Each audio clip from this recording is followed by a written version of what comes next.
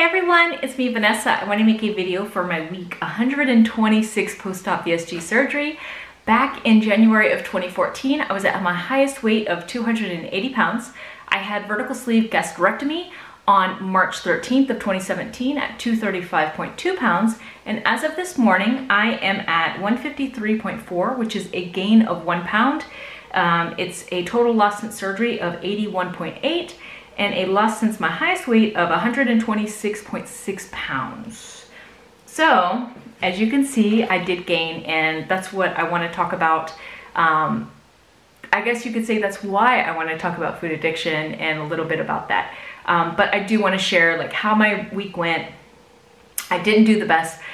Thursday, I had a little get together with a few friends, and so I had used Thursday as my treat day for my donut day. Donut and coffee instead of Friday, my usual day.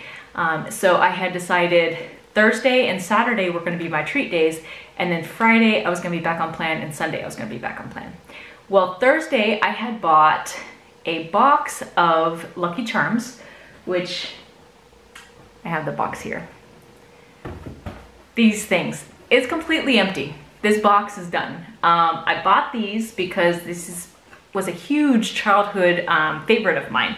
And so I had decided, I usually buy a box of cereal to use on the weekends.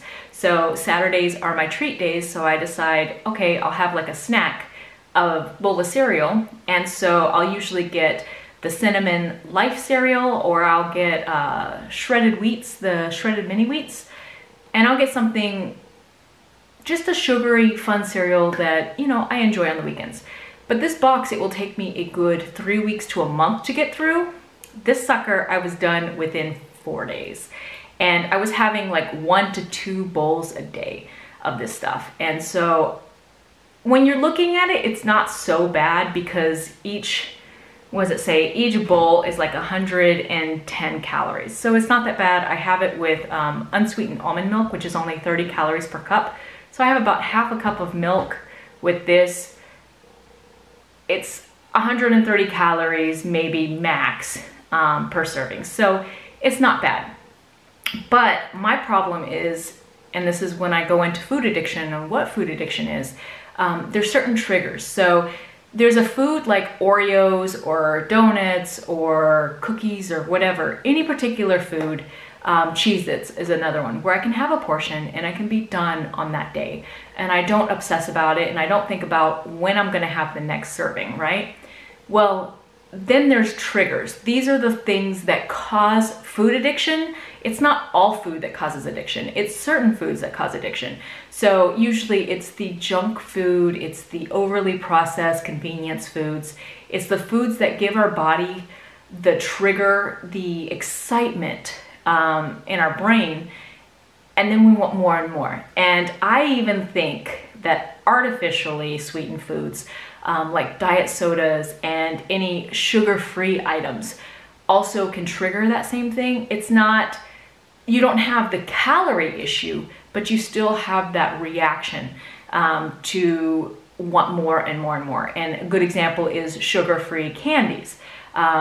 You could eat a whole bunch of them. You always hear people saying, oh, I got really sick on a bunch of gummy bears or a bunch of sugar-free candy. And it's because of that, you know.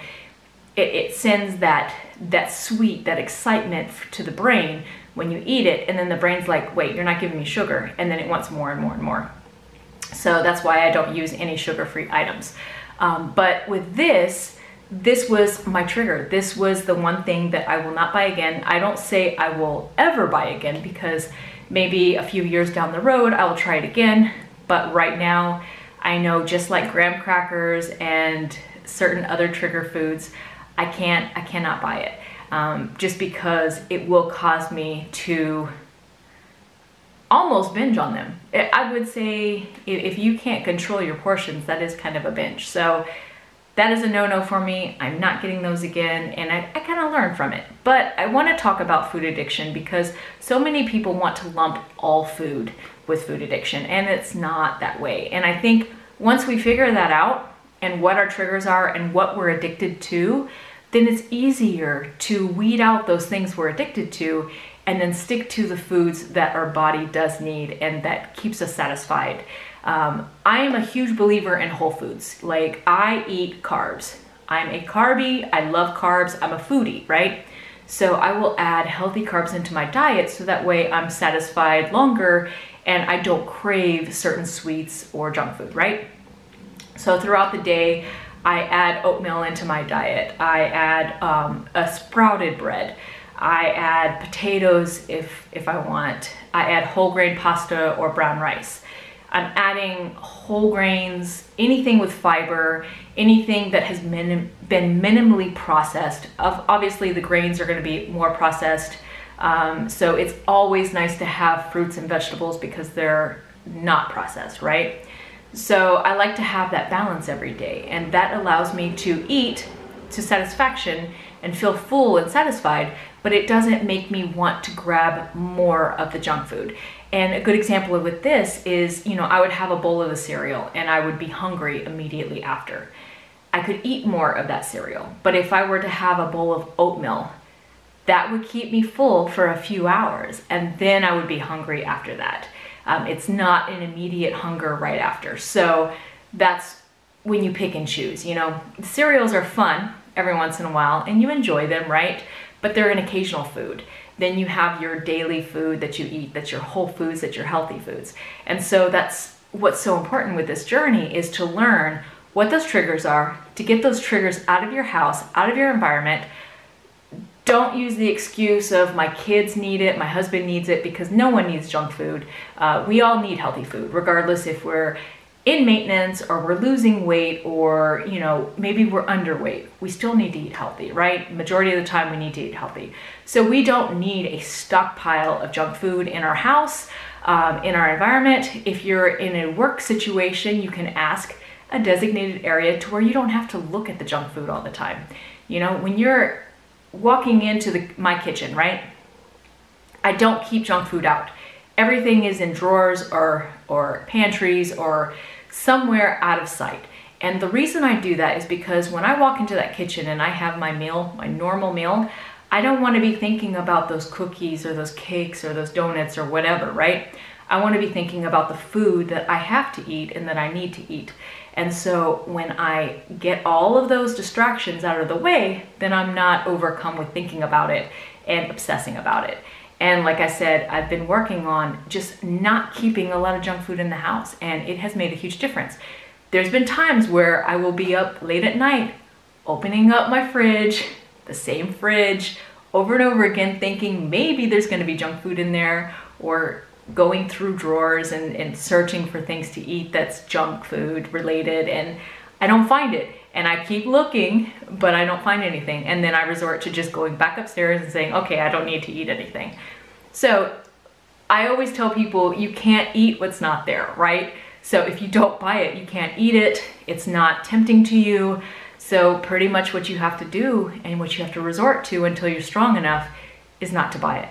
And there's really no reason. Other than occasional, there's times where I will get like well, for my family, many of you know, I get like a soda. So I don't buy a whole case of soda. I'll buy one soda for the week.